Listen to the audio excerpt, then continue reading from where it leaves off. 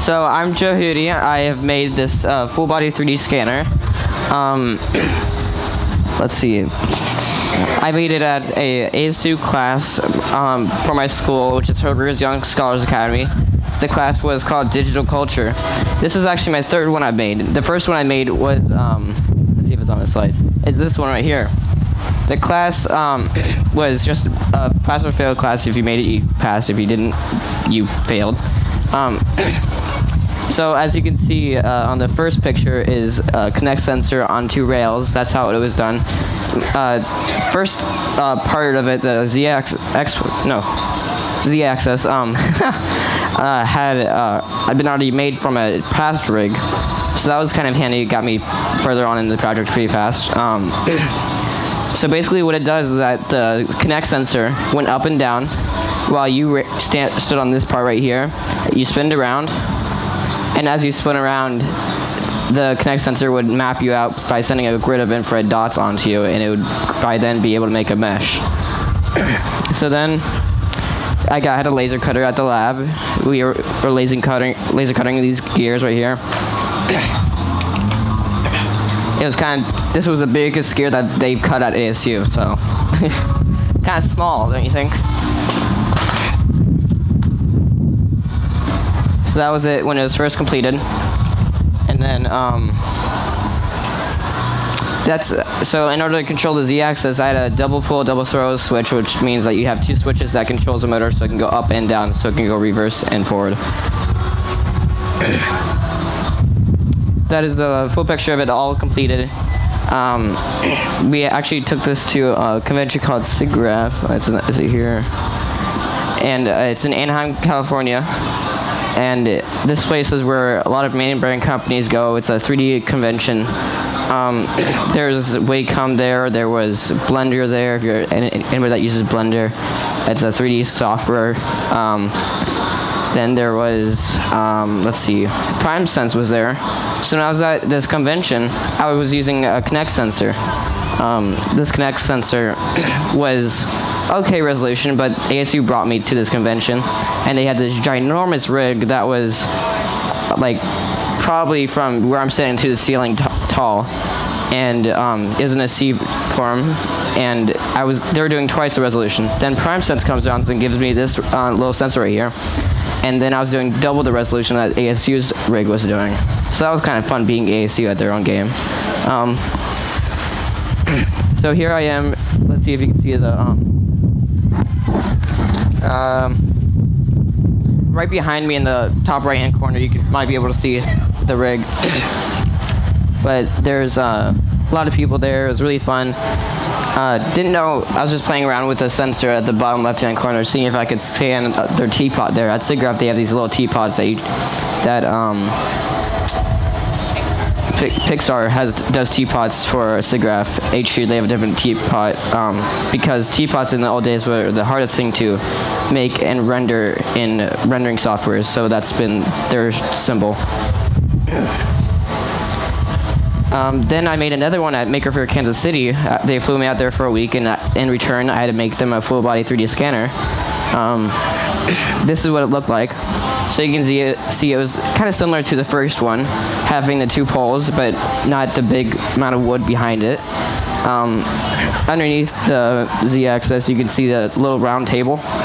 That was actually a refurbished thing from their golf course. It was that thing that would irritate people as it turned their golf ball off course.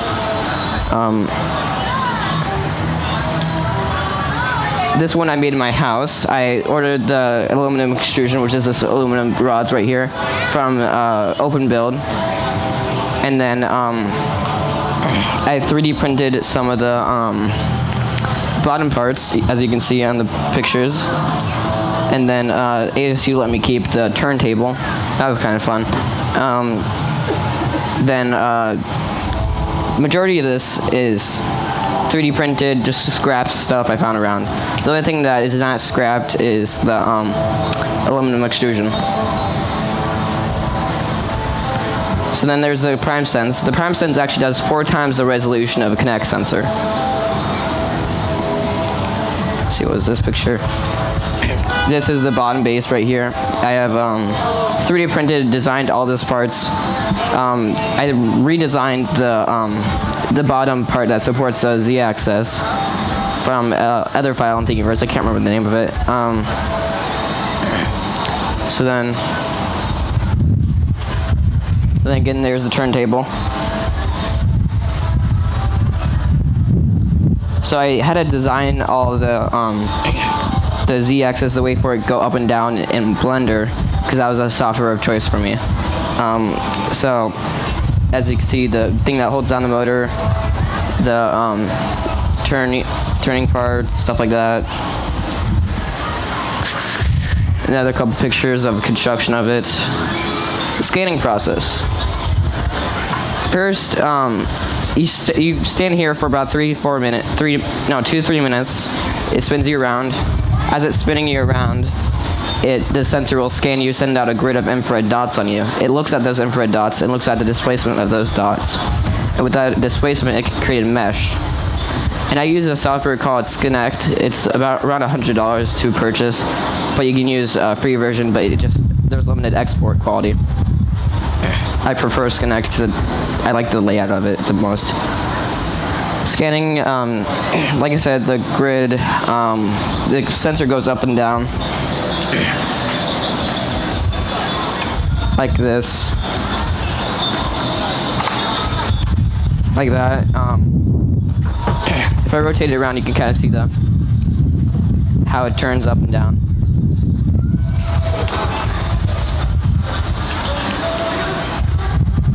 This is what Skinect looks like inside the software. On this scan with this guy right here, it gives you full color scans also.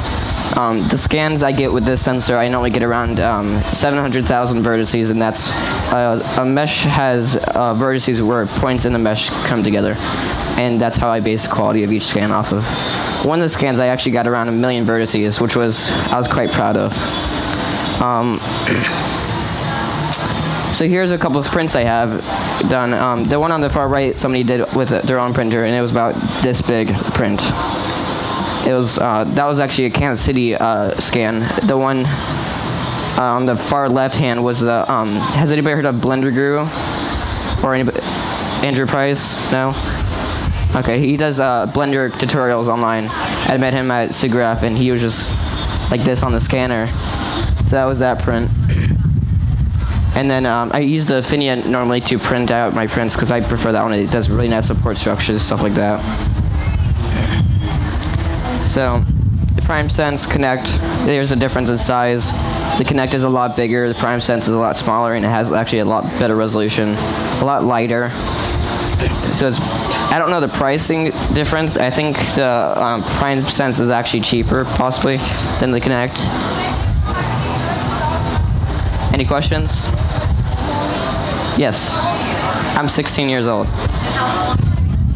I've been doing making for around, 5 years, 4 years? I don't know anymore. Any other questions? Yes. Yes, it's automated. It has a motor right here. Is there a power outlet? I don't think so. On the table?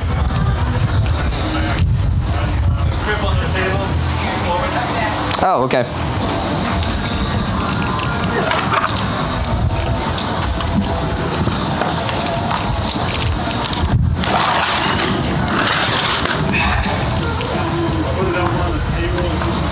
There's a camera. Let's put it on the table so they can see it.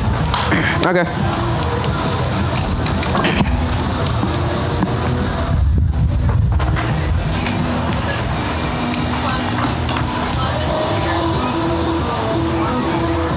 So then this is the part that you stand on, then. So you just stand on there, and it rotates you around. And we've had, I was quite surprised at the amount of weight it can support. It supported some pretty large people.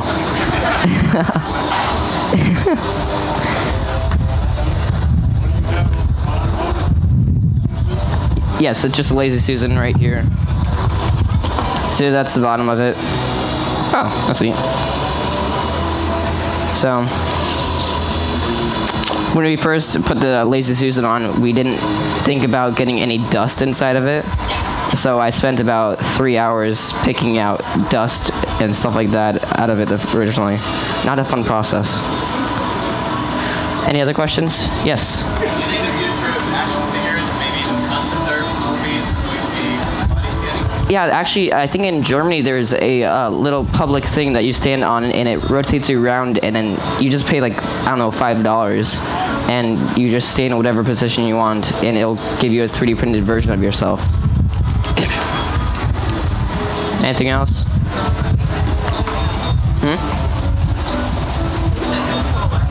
Oh, okay. The scan speed of this can vary depending on how fast your computer is, and I would just have to make minor adjustments. Let's see if I can put this in.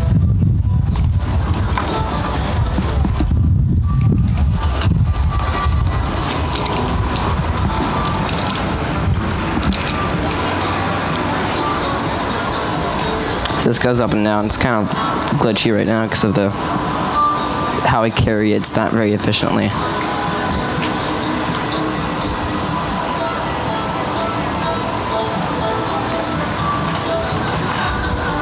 So, yeah.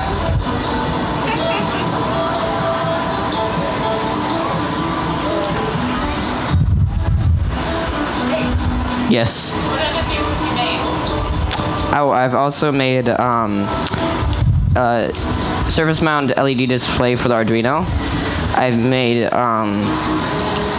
3x3x3 LED cubes for the Arduino.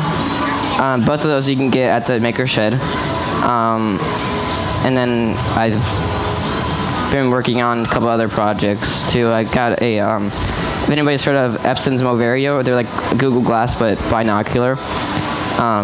And they're having me have those so I can make a head-mounted scanner for that one.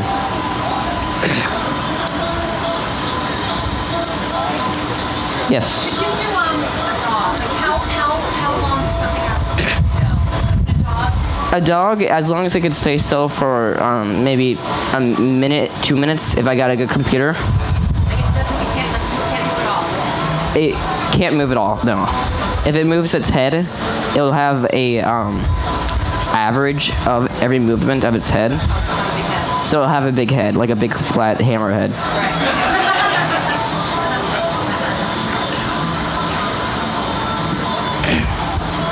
Any other questions? Yes.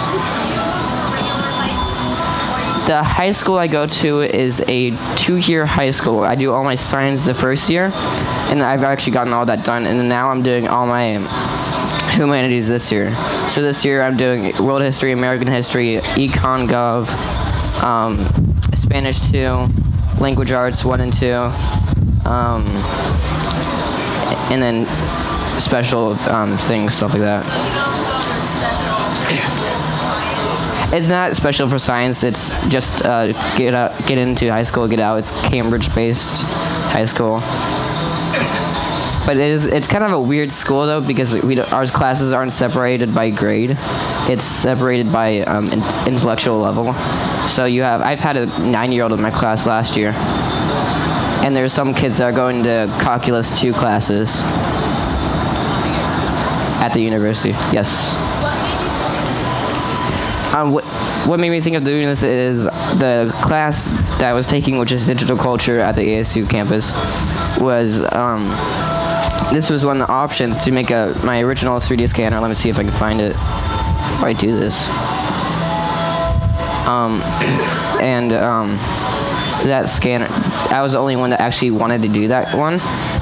So I started building that one. I got a good grade on that, and then another professor came in and saw my scanner and like, wait, we're building the same type of thing.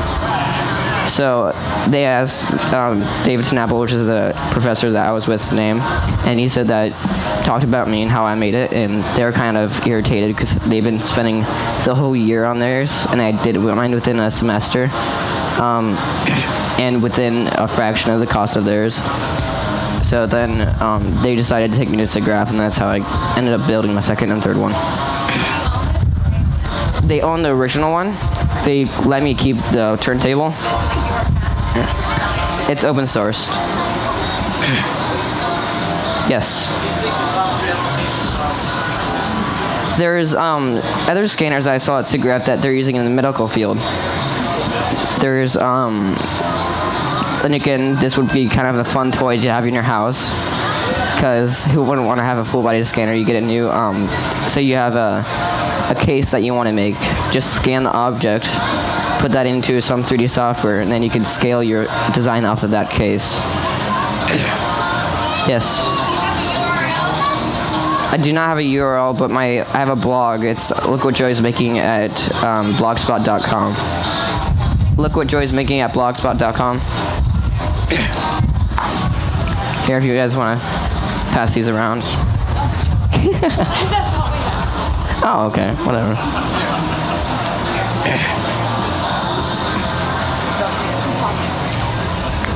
Yes. What was that? Yes, so the software adjusts to the movement of both the person and the scanner. So say I'm getting scanned and then I kind of move forward, it'll adjust for that. If the sensor goes up and down, it'll adjust for that. Scan Z by going like this. But there's a motor at the bottom. Right now it goes kind of slow because I only had a data design the Z-axis. Yes. The what? The turntable? This part. A friend of mine had an aluminum extrusion. He was also making a scanner, but his aluminum extrusion was really... There he is, right there, actually. He has his own 3D scanning company. Shout out to him. And I based my design kind of off of him, but I didn't like his base that much, so I kind of made my own base. Yes. It could be used for some game systems. Like I could scan like myself, and if I got a good enough scan of me going like this, I could put bones into my 3D mesh, and I could put myself into a game if I wanted to, by using Blender and then using Unity. Unity's a 3D game system designer. Any other questions? Okay.